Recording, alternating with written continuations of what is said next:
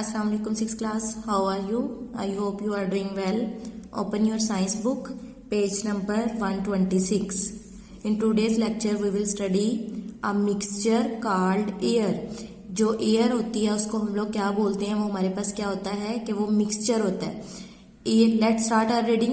Air is a mixture of gases. Air जो है वो किसका मिक्सचर होता है, हमारे पास गैसेस का. ठीक है, हमारे पास एयर में बहुत सी गैसेस प्रेजेंट होती है, वो उसका मिक्सचर होता है. द मेन गैसेस आर, जो मेन गैसेस एयर में प्रेजेंट होती हैं वो कौन कौन सी होती है. नाइट्रोजन. नाइट्रोजन जो है उसकी जो क्वांटिटी है वो कितनी ही होती है, 79% जो है वो एयर में क्या होती है, नाइट्रोजन गैस होती है. ऑक्सीजन जो है वो 20% एंड कार्बन डाइऑक्साइड जो होती है वो 0.04% होती है. Other gases present in very small amounts. ये गैसेस जो होती है ना वो ज्यादातर जो प्रेजेंट होती है ना वो ये तीन गैसेस जो है ना वो प्रेजेंट है एयर के अंदर, nitrogen, oxygen and carbon dioxide.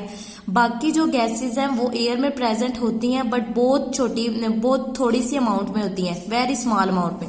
Other gases present in very small amounts are, जो गैसेस स्मॉल अमाउंट में प्रेजेंट होती हैं वो कौन कौन सी गैसेस हैं. हीलियम है, नियॉन है, आर्गॉन है, क्रिप्टॉन है एंड जीनॉन है. ये जो सारे है ना ये गैसेस के नेम है. ये गैसेस जो है वो वेरी स्मॉल अमाउंट में एयर में प्रेजेंट होती हैं और इन गैसेस को क्या कहते हैं, these are called noble gases.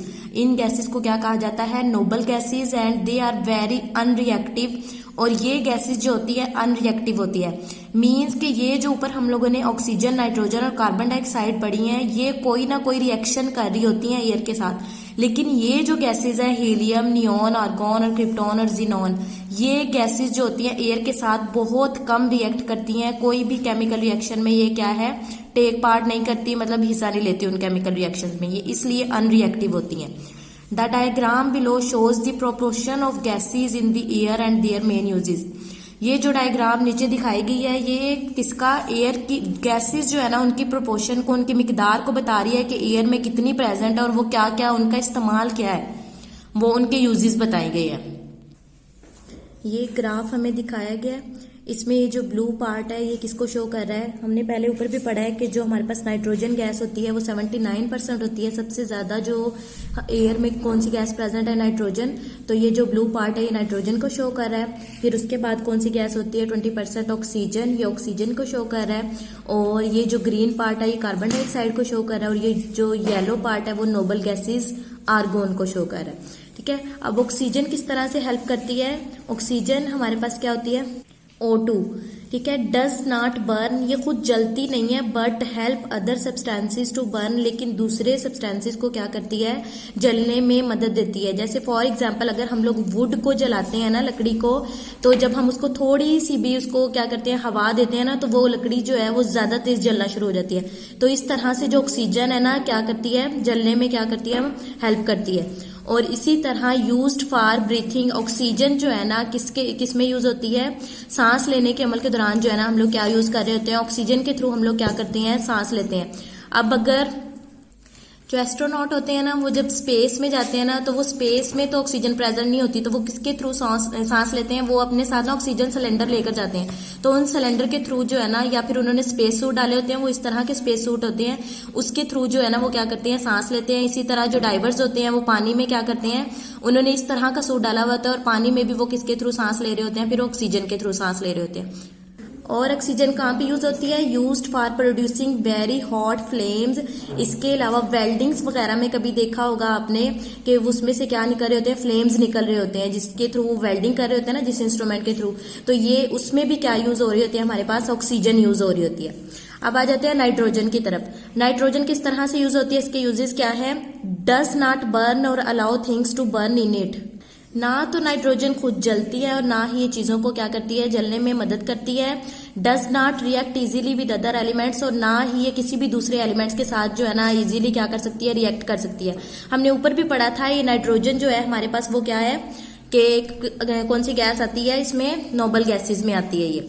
ठीक है, यूज्ड फॉर मेकिंग फर्टिलाइजर. इसके अलावा नाइट्रोजन जो है वो किसके इस्तेमाल में यूज हो रही होती है, फर्टिलाइजर्स बनाने के लिए जो है ना नाइट्रोजन यूज होती है. फर्टिलाइजर्स बोलते हैं खादों को. यूज्ड फॉर फ्रीजिंग फूड, खुराक को क्या करने के लिए, फ्रीज करने के लिए, जमाने के लिए क्या यूज होती है, nitrogen gas. Liquid nitrogen is so cold that it freezes food immediately. Liquid nitrogen, जब नाइट्रोजन लिक्विड की फॉर्म में होता है तो वो इतना ज्यादा ठंडा होता है कि ये चीजों में क्या करते हैं, ये चीजों को जमाने के लिए क्या करते हैं, यूज होता है। जब हम लोग इसको किसी भी फूड के साथ मिक्स करेंगे ना, तो वो चीज जो होगी ना, वो फूड क्या है, फौरन से क्या हो जाती है, फ्रीज हो जाती है, ठीक है, जम जाती है। नेक्स्ट हमारे पास आ जाता है कार्बन डाइऑक्साइड। कार्बन डाइऑक्साइड जो गैस है ना, कोल्ड ड्रिंक्स वगैरह आपने देखी होगी कि वो जब आप लोग ओपन करते हैं ना, तो उसमें से फौरन से गैस निकलती है, बबल्स बनते हैं। तो उसमें कौन सी गैस फिल हुई होती है, carbon dioxide. Does not burn, ये भी जलती नहीं है। And put out things which are burning, और जो चीजें क्या होती हैं, जल रही होती हैं ना, उनको ये बुझाने में क्या करती है, हेल्प करती है। कौन सी गैस, कार्बन डाइऑक्साइड गैस। इसी तरह यूज्ड इन फायर एक्सटिंग्विशर्स, जो फायर एक्सटिंग्विशर्स अगर कहीं पे आग लग जाती है ना, तो उसको बुझाने में भी कौन सी चीज मदद देती है, हमारे पास कार्बन डाइऑक्साइड के थ्रू। ये जो है ना क्या करते हैं, फायर ब्रिगेड्स जो होते हैं ना, उनके पास कार्बन डाइऑक्साइड ही होती है, जिसके थ्रू वो क्या करते हैं, आग जो है ना वो बुझाने में मदद करते हैं उसकी, कम कार्बन डाइऑक्साइड के थ्रू। ये जिस तरह से ये नजर आ रहा है ना, वो इसी तरह के होते हैं। Carbon dioxide is denser then air and settles down over the fire putting it out. Carbon dioxide जो है ना, वो हवा से ज्यादा डेंस होती है, हवा से भारी होती है। इसी वजह से वो क्या होती है कि अगर कहीं पर आग लग जाए तो उसको बुझाने में क्या करती है, हेल्प करती है। Did you know the gases in the air can be separated by fractional distillation? ठीक है, जो गैसेस हमारे पास एयर में प्रेजेंट होती है ना, उसको हम लोग कैसे सेपरेट करते हैं, एक मेथड के थ्रू सेपरेट करते हैं। उस मेथड को क्या बोलते हैं, फ्रैक्शनल डिस्टिलेशन। ठीक है, फ्रैक्शनल डिस्टिलेशन जो है ना, is a method of separating mixture को सेपरेट करने का एक मेथड होता है ये। Air is first liquefied then distilled. Air को पहले क्या किया जाता है, लिक्विफाइड लिक्विड में चेंज किया जाता है, और फिर उसको क्या कर लिया जाता है, साफ कर लिया जाता है, डिस्टिल्ड कर लिया जाता है। Each gas has a different boiling points. Her gas जो है ना, उसका बॉइलिंग पॉइंट क्या होता है, डिफरेंट होता है। जैसे फॉर एग्जांपल नाइट्रोजन है, नाइट्रोजन जो है वो किस टेम्परेचर पे बॉइल्स होती है, -196 डिग्री सेल्सियस पे। और जो ऑक्सीजन होती है वो बॉइल्स होती है -183 डिग्री सेल्सियस पे। As the temperature of the liquid is raised, जब ये बॉयल्स होती हैं तो इनका टेम्परेचर क्या हो जाता है, बढ़ जाता है। Each gas is collected as it turns to vapour. तो फिर जैसे ही वो गैस क्या होती है हमारे पास बुखारात में चेंज हो जाती है, वेपर्स में चेंज हो जाती है, तो उसको क्या कर लिया जाता है, कलेक्ट कर लिया जाता है। इस तरह से जो है ना क्या होता है, उसको गैस को क्या कर दिया जाता है, साफ कर लिया जाता है। ठीक है, the separation of air by distillation is proof that air is a mixture.